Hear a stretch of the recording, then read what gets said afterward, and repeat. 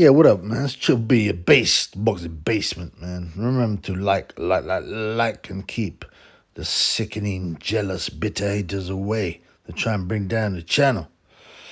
But yeah, I gotta say, man, Naoya Inoue, vs Luis Neri, Pantera, it was a good fight. I mean, it wasn't really in many ways, right? Because, you know, apart from one punch, a few seconds, right?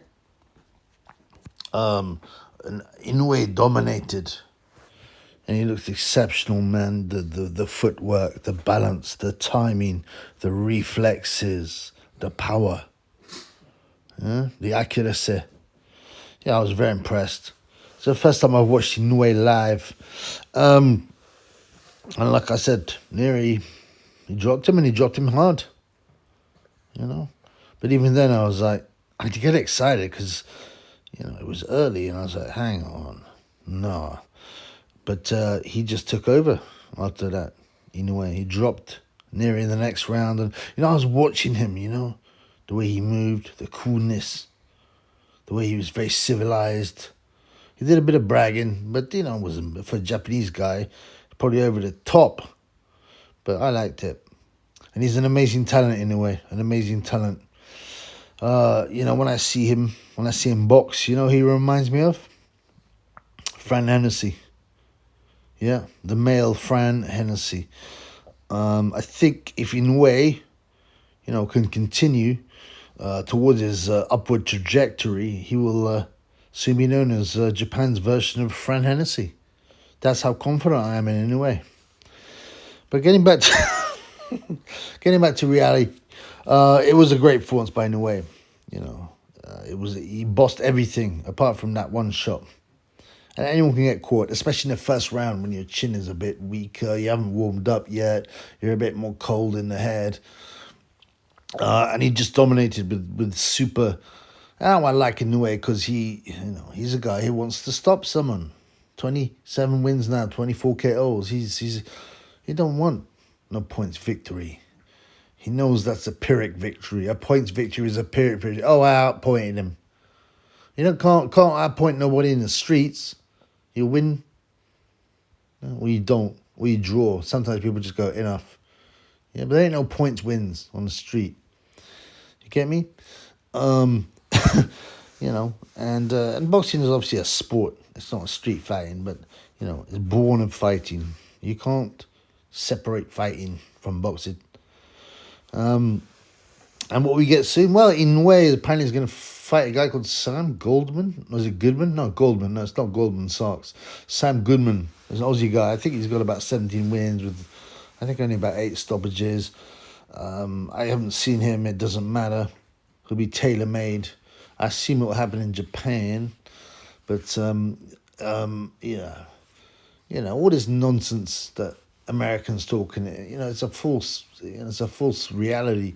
Oh, you got to box in America to make it. Why? Why should you? Why can all these guys like Mayweather fight all their fights in America and have home advantage and bias of referee and judges and things like that, promoter?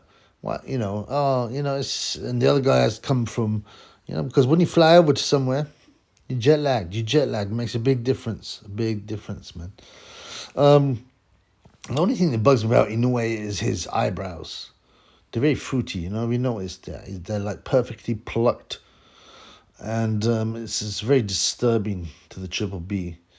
You know, I mean, Japanese people aren't that hairy anyway. They don't have big bushy eyebrows very often. You know, they're fairly hairless. But you know, that's why the the Far East Asian people laugh at white people like Chuck Norris with hairy chests because they're just not used to seeing it. They think it looks like an animal. When Bruce Lee fights Chuck Norris in Enter the Dragon, yeah, he rips. he hits Chuck Norris and rips a handful of his hair from his chest and blows it off. Apparently the Chinese guys loved that. They laughed. So yeah, he don't need to pluck his eyebrows. That's a bit fruity, but whatever, man. You know, I'll look past that for once. And there's a big dispute at the moment about the pound for pound. Even Turki Al-Sheikh says it's Crawford. Aaron Crawford. Obviously, all the, you know, black guys say Crawford. LDBC. I mean, firstly, pound for pound is a fraud. It's a joke. I don't care. It's subjective. It's meaningless. You know, it's a cope for midgets. And the pound fight, yeah, be 8 stone blood. You know what I'm saying?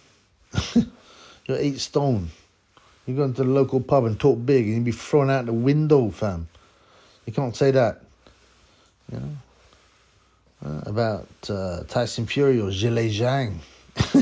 They'll walk in any pub in the world and be number one. You know what I'm saying? So, whatever, and I don't care. And it's pathetic how much energy people devote to these superficial, these subjective, you know, conversations about what can't actually be ever weighted.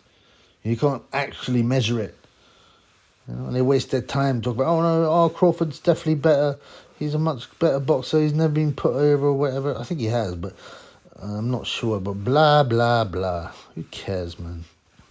You know? Worrying about stuff like that. So I don't care. So don't expect me to have an opinion on it. Dave Allen would walk through Naoya, Inoue in a round. You know? But it doesn't... ultimately, that's the reality. It doesn't mean we can't appreciate skills of the low weights. Right? But weight divisions exist for a reason, man. Because it only clangs to the heavyweights. Anyway, peace in the Middle East.